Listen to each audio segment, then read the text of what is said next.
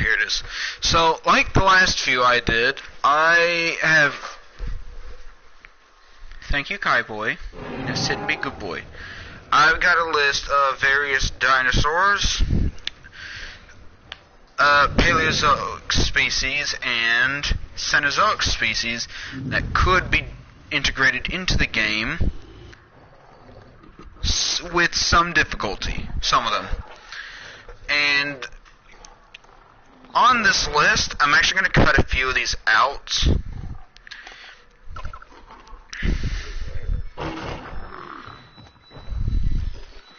So, one of the creatures no one's ever going to see in the game, unfortunately, is Nanotyrannus. Now, as I said in the past, if we had Dracorex and Stygimoloch, which are thought to be growth stages for the Pachycephalosaurus, then why not Jurassic World? Oh, wait, no, I messed up. I meant, why not Nanotyrannus in Jurassic World Evolution? It is more solidified. It is actually very difficult to determine whether or not Dracorex and Stygimoloch are growth stages or if they're their own species or not. And even then, I would like to see it because, again, it's Jurassic World. Literally anything could happen. We've seen hybrids. We have seen marine reptiles. We've seen mammals. Now, while the games do not count, I'm using Smilodon from Camp Cretaceous as the most common example. Which, if you ask me, are more difficult to clone than, say, this compy right here. But that's just me. Maybe there'll be a future where we see Nanotyrannus. Maybe there won't. Who knows? So we're actually going to start with another small sauropod. And when I say small, I mean small by sauropod standards, and big, or rather more medium-ish, for dinosaur standards. And that is Europasaurus. Europasaurus. Sometimes it's with a bit difficulty.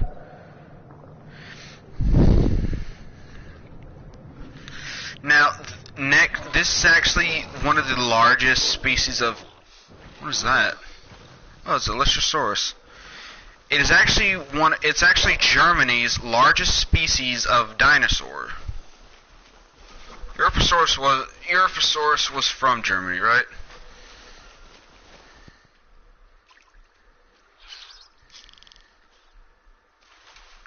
Give me a second.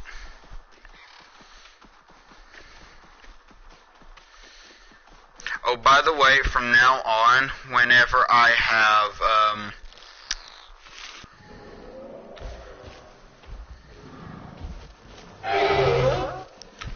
whenever I make videos like this, I'm literally just going to use the new capture mode,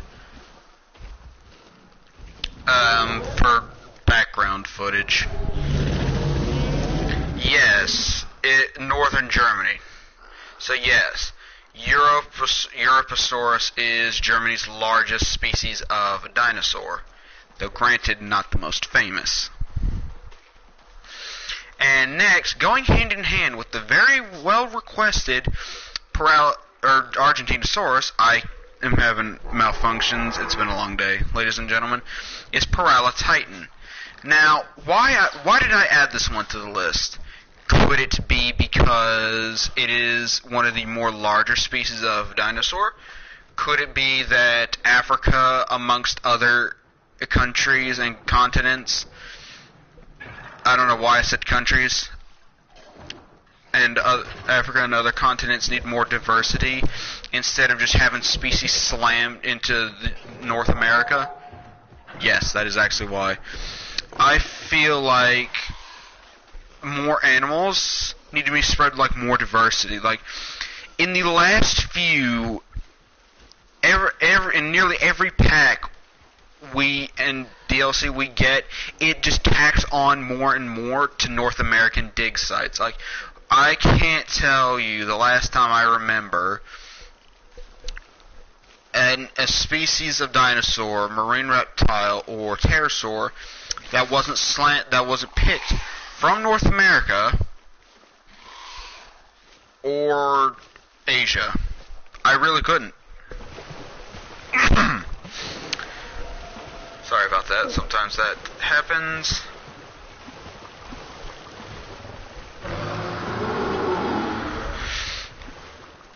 And with that being said, next is Eotyrannus, or the early tyrant. By the way, before I continue, if you guys want me to make a video or something to teach you guys how the dinosaur naming process works and what certain species mean, like their names, I will more than gladly do that, because we have actually crossed into the 40s for our subscriber count, which, again, as time goes on, is amazing. And I will either do like an About Me video, or I will do a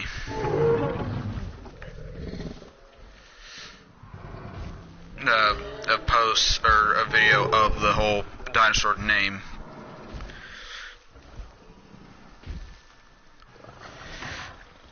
But Eotyrannus was actually from England, next to other dinosaurs such as the most famous one of the most famous ones, Iguanodon and Neovenator,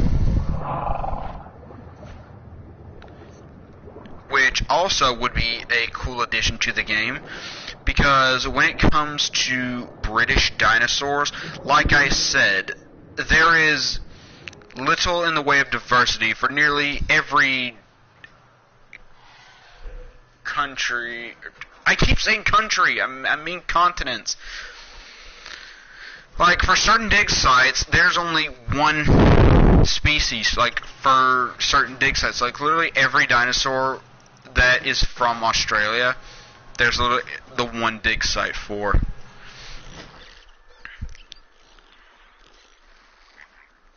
Next is another species of ceratopsian dinosaur.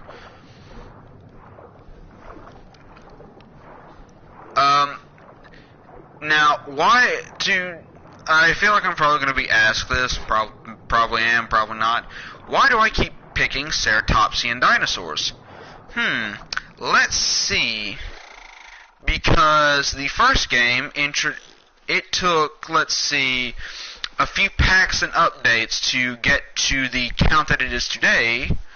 And then once this game came out, there was another pack that introduced one additional species of ceratopsian dinosaur.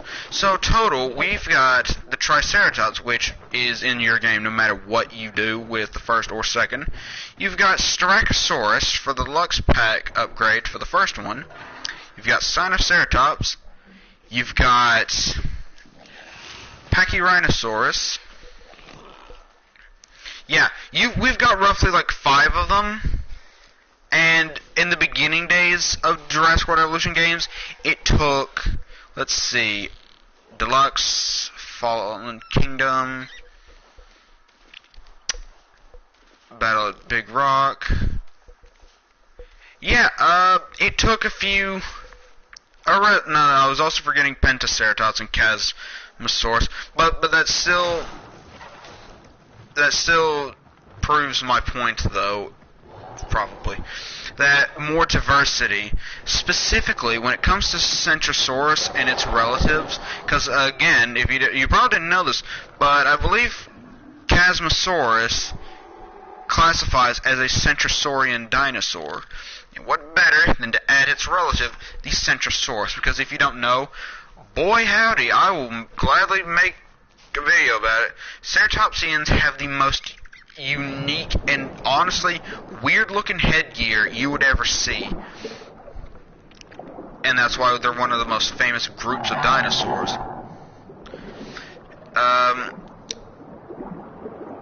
I've said these in the past few videos that I made. Diabloceratops, Cosmoceratops, Centrosaurus, Protoceratops, Zuniceratops. There are other ceratopsian dinosaurs of bigger sizes and just pure appearance-wise that would be a great addition. Sure, they may behave and fight the same way as, say, a Triceratops or a Chasmosaurus would in this game, but that doesn't change anything. Next, I've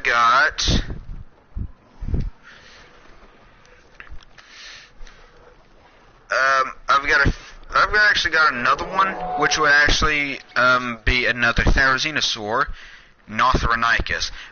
And what makes Northronicus so special is, I know I just said that we kind of need to stop just slamming dinosaurs and creatures from North America, but it is the only Therizinosaur that has ever been found in North America. In fact, I'm pretty sure, if I recall correctly, it was actually found, fossils of it have been found so far as New Mexico.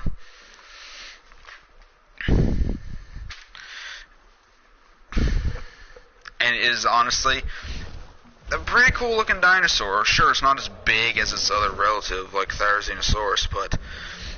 And now for the... I've got two Ankylosaurs here, and a Stegosaurid. We've got Pinacosaurus. This is very difficult sometimes for me to say it properly. Pinacosaurus, Tarchia, and Tujongosaurus. Let's see. These are all found in Mongolian regions, except for Tujongosaurus. I believe it was found in dig sites similar to other stegosaurs, such as Gigantospinosaurus, Huyangosaurus, and Chunkingosaurus. We've got Shavuia. What?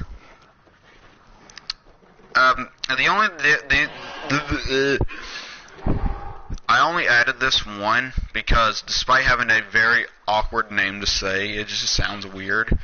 It is actually an Alvarezsaur, similar to Mononicus, which I have explained or talked about previously, and they are insectivores, similar to our current Jeholopterus. So that would be a good use for the new insect feeder. Especially considering that they don't have hands. Yeah, dinosaurs like Mononicus and Shavuia actually have like one claw digits on their arms, what little ones they have, and they actually use them similar to, it's thought anyway, it is thought that they use them similar to anteaters, so much so that they could poke into termite mounds or ant hills. We've got a hadrosaur from what I believe to be, again, Mongolia, or places similar. It's an Asian hadrosaurid, and it is Saurolophus. Alright. Masaicosaurus, if you remember correctly, was a bizarre noosaurid dinosaur, and it would actually be a great addition to the formation in which Majungasaurus hails from. And speaking of Majungasaurus, I've got Tarascosaurus, a abyssosaurid dinosaur, which I believe to be from in South America. We've got two separate species. We've got Gojirosaurus, which, if you probably didn't know this, the name means Godzilla lizard. And Electrosaurus, a species of Tyrannosaurid, which might have shared its environment with Gigantoraptor. So, if we see those two in the game, it would be, It'd be great. So now we're going to move away from the dinosaur aspect into marine reptiles and pterosaurs, and I've only really got 3 total. One is the two marine reptiles, and one is a pterosaur, and that pterosaur is Titan. I believe it's from South America, Argentina, I believe, and would probably look and behave similar to current Quetzalcoatlus in game. Oh, hold on. Okay, false alarm. I thought I was about to throw up or something. That was going to be gross. For the marine reptiles, I've actually got 2 weird ones, and one of them is Dinosaurs. And this, believe it or not, this is actually a species of marine crocodile. And an introduction of marine crocodiles, including Metriorhynchus, would actually give some spice for the marine segments for this game. And it could have animations that could either be similar to or a mix of. Yeah, we could be looking at something like this, but would also have some tail movements courtesy of like mosasaur animations. And the other one is a great example of convergent evolution, Henotus, which is a species of placodont, it is not a turtle. It looks like it, but it is not a turtle. I've actually been featured in Jurassic World, the game. Okay, so next on this little list here is... Was that Geosambergia trying to break out? I just caught like a glimpse of it. So, grand old Paleozoic era creatures. I did not write any marine creatures down or flying creatures at the time, because I feel like for the flying ones they'd be difficult to incorporate. Okay, ghostfish. And for the marines, some of them would actually be a lot difficult to incorporate into the game because merely of where they lived and how they lived. For example, I would be all for Dunkleosteus. Recent studies show that it was smaller than the world's biggest great whites, but is still an amazing predator that would be a great addition to the game. Same with Xiphactinus. It was a Cretaceous fish, but an introduction to fish that, isn't just used to feed pterosaurs, marine reptiles, and dinosaurs like Spinosaurus here. It would be interesting, it'd be unique, amongst other things I've suggested. But here comes animals such as Rhizodus and Hyneria. The problem with these two is that they are freshwater fish, and I'm assuming the lagoons are filled with salt water. Now, it could just be that they're filled with water and they are like automatically maintained, but I don't know.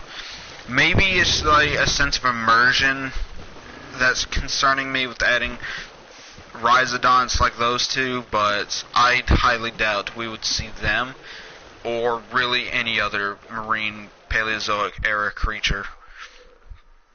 But that's not going to stop the people from wanting. So, let's add some friends for the good old-fashioned Lystrosaurus. And by friends, I mean supersized relatives. So, we've got Diectodont, which was featured in Walking with Monsters, and would actually be a compy-sized version of the Lystrosaurus. It might like ground fiber, it might like ground fruits, who knows? Now, I know I'm probably going to get a lot of flack for this one, probably, again, but I know this one's not from the Triassic, but or not from the Triassic, from the Permian, which are where most of these guys are from. But I couldn't miss the opportunity to have like another bigger version of a Diexodont type creature, and that is Placerius, also walking with dinosaurs yet again. So let's talk about Gorgonopsids, which were the first creatures to have ever developed saber teeth. So, how will they work? Well, I've got a few of them here, and I've got another one similar to them, but is actually what's known as a Therocephalian. And I'll get more into that in a second. So we've got the Lycanops, we've got the Dinogorgon, and we've got, of course, the most famous one, Inostrancevia. Now, some of these animals are actually really bulky, but animals like Lycanops were roughly the size of a bear, or no, not a bear, of a dog, of a small dog. But we've got modern dogs that are really, really vicious. I should know. I live with one. Isn't that right, fat girl?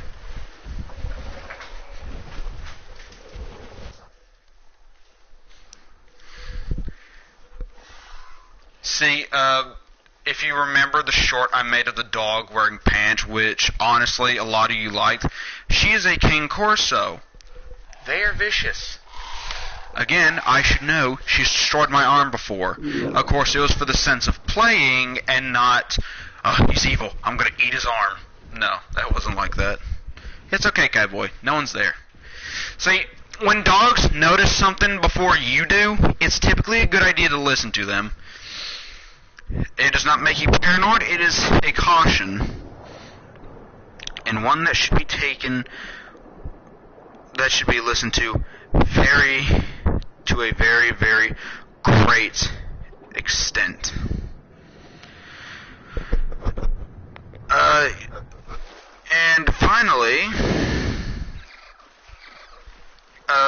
we've got the Therocephalian in question, Euchemberzia. And for those who don't know, Therocephalians are there's something wrong with me today, are thought to have been venomous. So, having a venomous non-dinosaur introduced into Jurassic World Alive, or not Jurassic World Alive, Jurassic World Evolution, would actually, again, I'm a broken record at this point, it would be unique, it would be different, and that's practically what Frontier's going for at this point. Something new, something different. So, for the rest of these, we've got Scutosaurus, Esteminosuchus, Desmontasuchus, Postasuchus, Adaphosaurus, Moscow's Ophiocodon, Scutosaurus, and Proterosuchus. Some of these, again, they are not from the Permian, but again, there's few in the way of like actual famous creatures from the Permian that a lot of people would know well and have been seen in other forms for the Jurassic World franchise that I couldn't miss the opportunity to do so. Oh, by the way, I have a Discord and I have a Twitch now. So I will try and figure out how to link those somewhere. If I can figure out how it works, I will try and I will try and start doing random streams for Twitch, and you will be the first to know if I go live. I will send you guys notifications or alerts, and you can suggest what games you would like to see. But once I properly figure out how to set up Twitch in the way I do this, like this current recording session, I will let you guys know. Alright, so the last one, holy hell.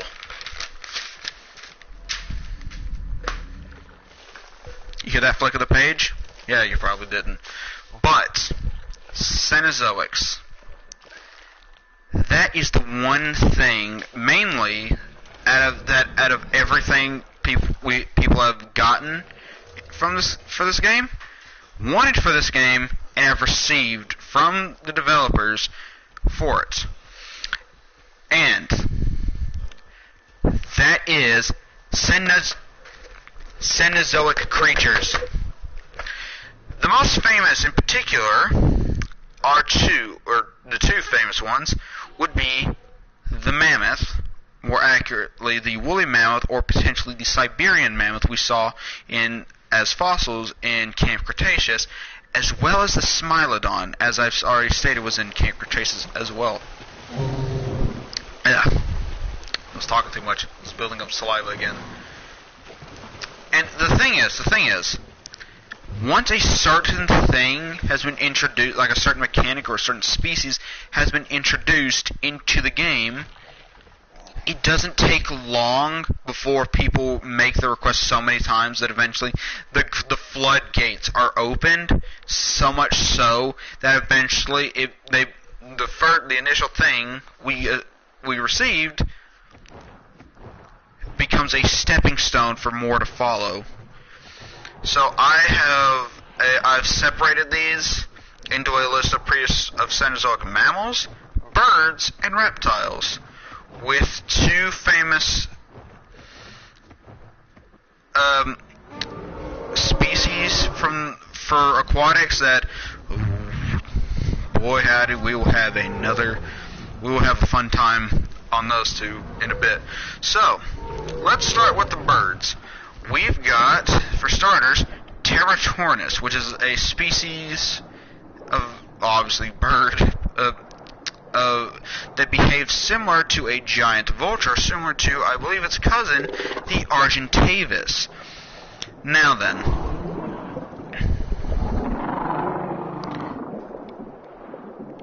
I could immediately envision how the birds, such as those two, work, because flying models like that, though they might need to be tweaked, the rigs and the models and animations already exist.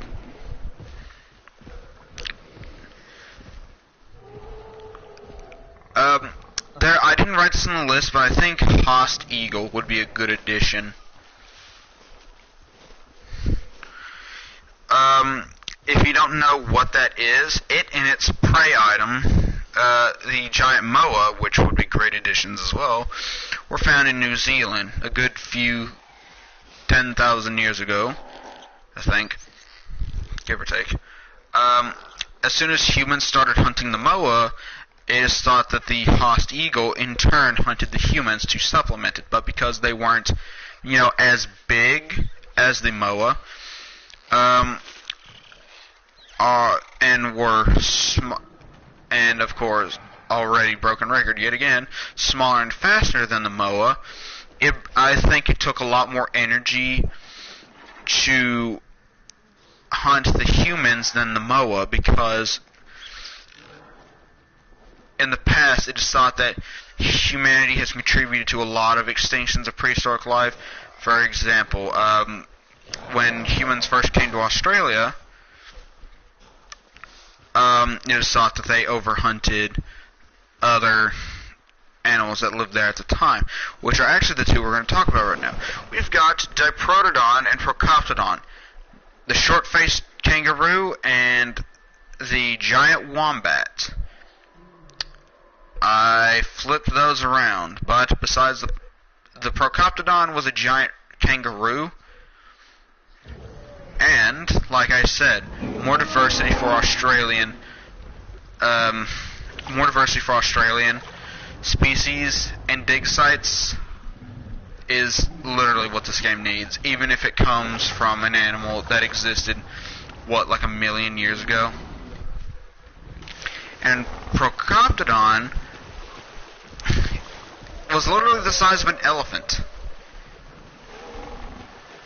Now, I highly doubt that it would have any actual defense animations, aside from like swiping with its forearms or shoulder charging.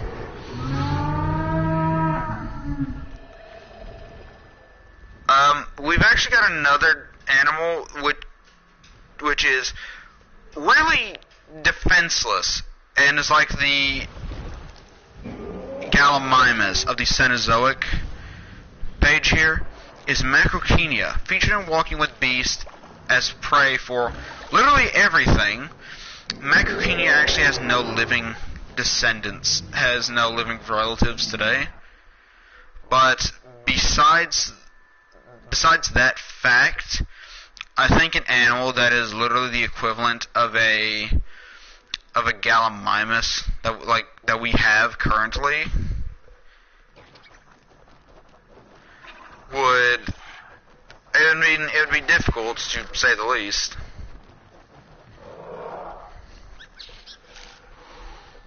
But my brain's like fried, guys. Like, it has been an incredibly long and hot day. We've got the giant armadillos. We've got Dinosaurs and Glyptodon. Ain't no predator cracking those shells, I assure you. Big cats have tried, big cats have failed. It was literally the epitome of talk shit, get hit.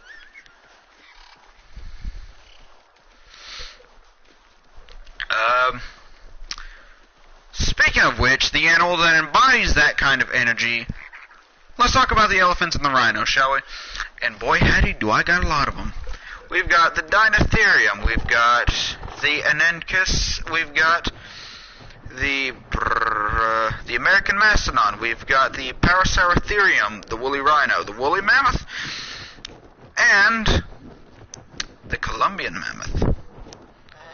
We've also got the Brontotherium. There was one more I got written here. What was it? It was also, I think it was also called Embolotherium. Or we had also had Arsenotherium. But basically, these were just a series of elephants and rhinos, which the biggest of them all, two of them actually, we had Paraceratherium, formerly known as Indricotherium, which was basically bigger than a giraffe, it was built like a giraffe, but it had no nose horn simply because it was so big. And for the Columbian mammoth.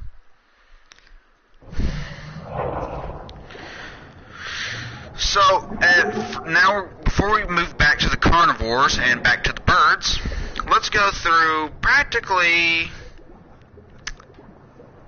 the etc. of the rest of the species, because we've got Megaloceros, the Irish elk. We've got, I forgot, Paleoloxodon. I think it was an elephant that just had like really long tusks. No, that was an Anencus. I think it was just around a similar size to Paraceratherium and the Columbian mammoth. But anyway, we've got the Calicotherium, we've got the Megatherium, we've got the Titanotobolus, which was actually the world's biggest species of camel.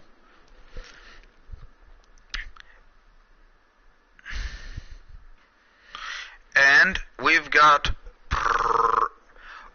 again, I keep forgetting certain elephants. We've got Dinotherium and Platybelodon. Oh boy. Guys, if you didn't know, Platybelodon was hideous. So you know how in nature sometimes something has like an overbite? This dude had an underbite. And I'm pretty sure those were to be its tusk. But anyway, it would use that to scrape up aquatic plants and bark, I believe. It's been a while since I've done anything dinosaur related, like actual physical research of stuff, and I'm just like going off of memory. So, back to the birds before we move on to the basic carnivores. We've got, and these are basically the terror birds. We've got Titanus, the Gestornis, Kalenikin, the namesake of the group, Forest Rockus, or the Forest Rockids, and we've got... Oh, that was it. Yeah, basically we've just adding 4 terror birds, which would actually behave as like the raptors of the group, or of the Cenozoic, because... most of these animals are known to actually chase down their prey, and depending on what type it is, some of these actually live together and eventually met, and some of these, much like certain predators in the Morrison Formation and the 2 species of Tyrannosaurs in the upper part of North America near Canada, which was Desflutosaurus and Gorgosaurus, there's something called niche partitioning, which means hunt different types of prey, you'll be fine, you won't have any competition.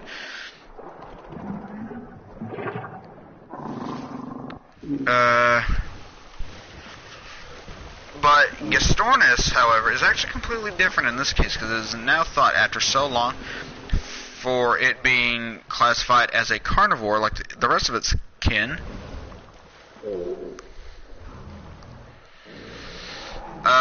It was actually an herbivore that ate various fruits and nuts. Alright, so... Yes, time for the reptiles. We've got... Oh, I really didn't have much in the way for this one, did I? We basically got 2. Now, I wanted to add Titanoboa. I really wanted to. I wanted it so much, because it is like the biggest... It's a nearly 50-foot snake. That would be the best thing ever for this kind of game. It could literally wrap around its prey. But the thing is, it doesn't walk. It literally is a... If you did... Alright, so, to explain this, in the area and the point in time in which Titanoboa lived required a lot of water for it to go in, for it to move, to swim in, because with all of that muscle, like literally how the Titanoboa was built, it was literally physical pain to drag itself across the surface.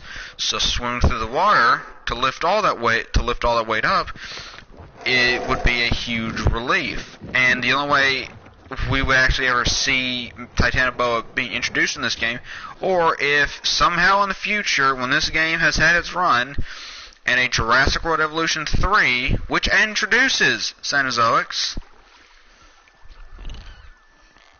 is a semi-aquatic system. Similar to how, which would have to practically introduce swimming dinosaurs, and that would mean it would be similar to how when the Claire Sanctuary DLC came out for the first game, Spinosaurids had needed like a wetland bar that needed to be filled out, and oh hi Ares, and a need of a fish feeder.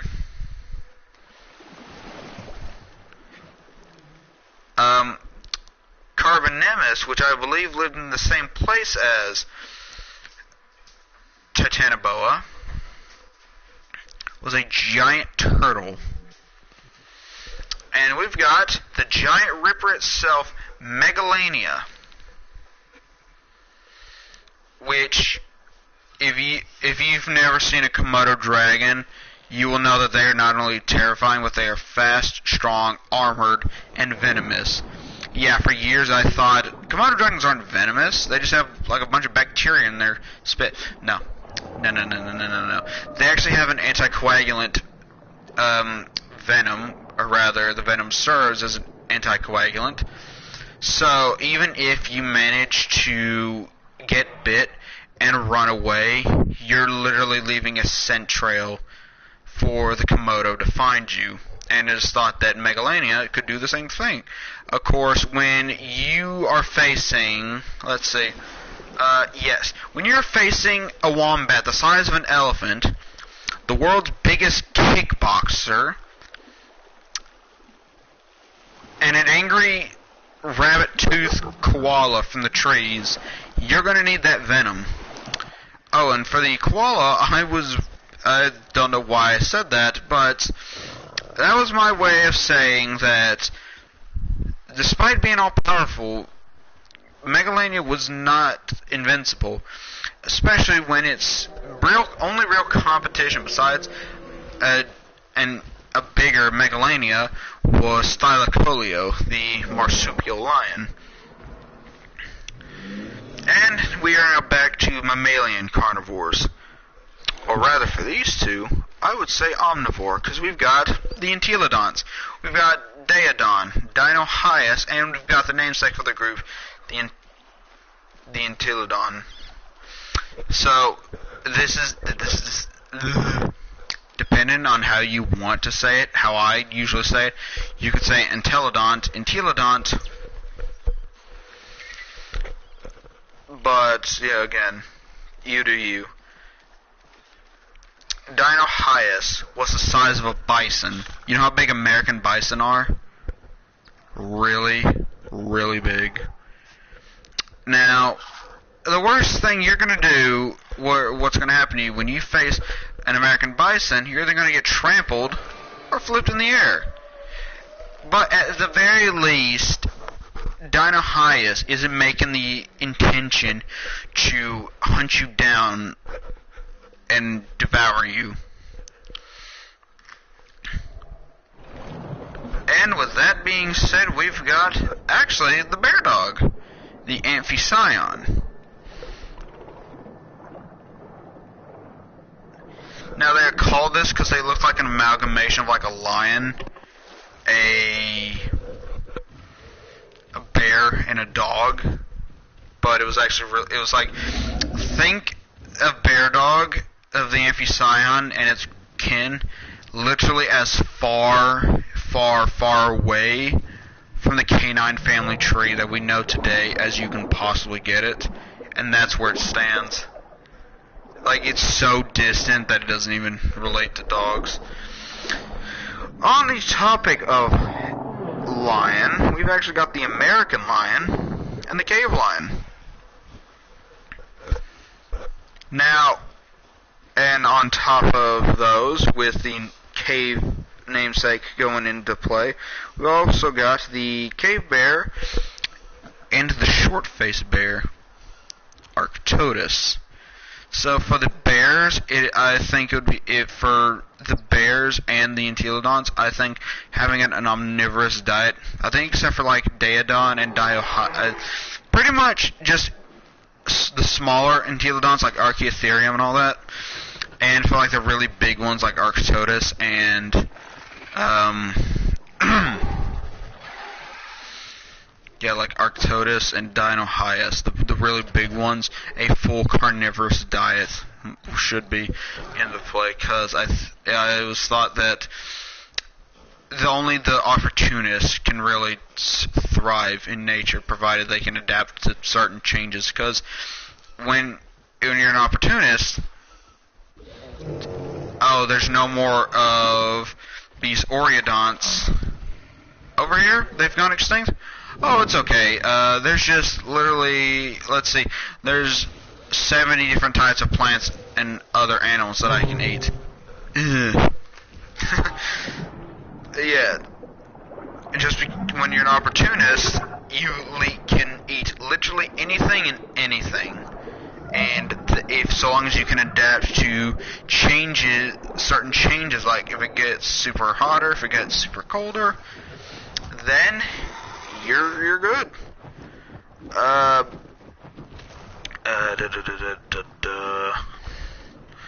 What's next? I'm saving the aquatics for last. We've got man's best friend, or rather back then, man's worst enemy, the direwolf. I exaggerate. With the man's worst enemy is probably the bears that were man's worst enemy. But yes, we've got the direwolf, which will most likely be a social creature. Ugh.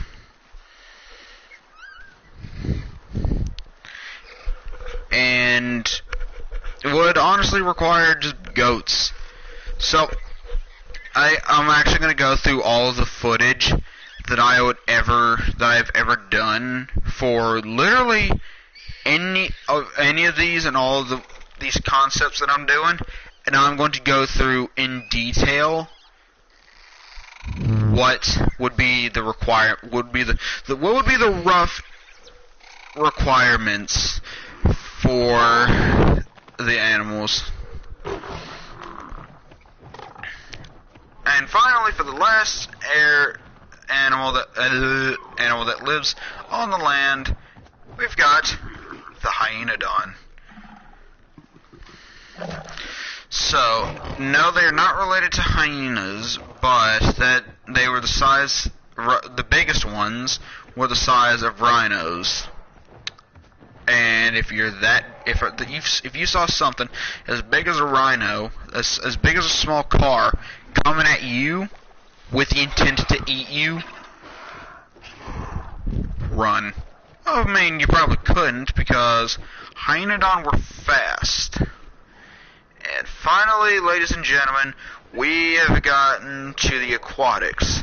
So I'm going to do with a less famous one. We're going to do Basilosaurus, the king lizard.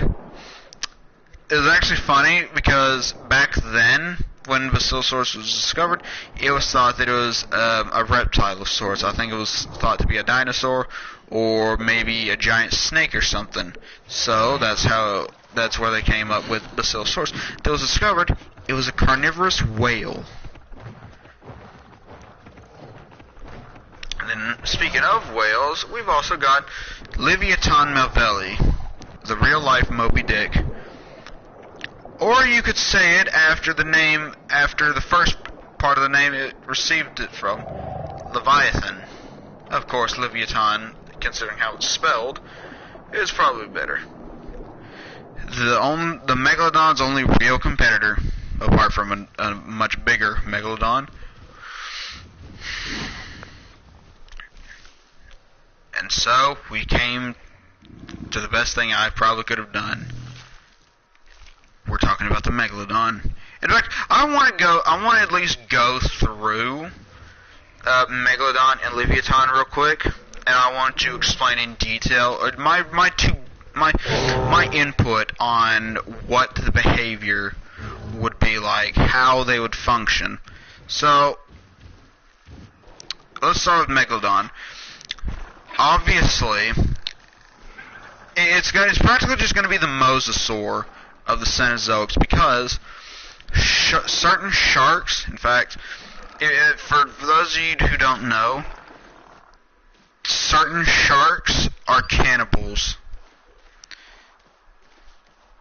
So, much like the first game, if you put two T-Rexes together in an enclosure, they are not going to have a good time, and one of them is going to end up dead. I would think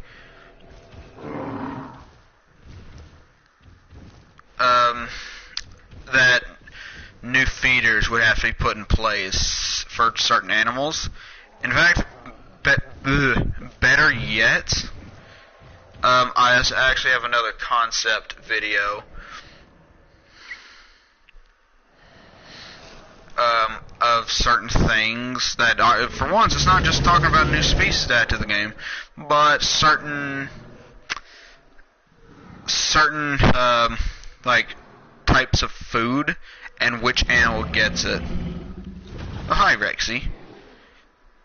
And going back to it, Leviathan, however, might be a little bit different, because I think it might be more sociable than the Megalodon, because as everyone knows, Leviathan was a type of whale, and whales are social creatures because they have a certain level of intelligence that I don't know what I'm talking about anymore. I will boot up the other concept video soon, and I will see you guys later. we're at 43 subscribers. If I don't do like a about me video as a celebration for 50 subs, I'll come up with something else. But yes, 43 subscribers. Thank you so much for the support, everyone. I'm glad you guys like the video. I'm assuming you do anyway. Probably arrogant of me to assume so. But, again, thank you for watching. Please leave a like and subscribe, and I will see you guys in a bit.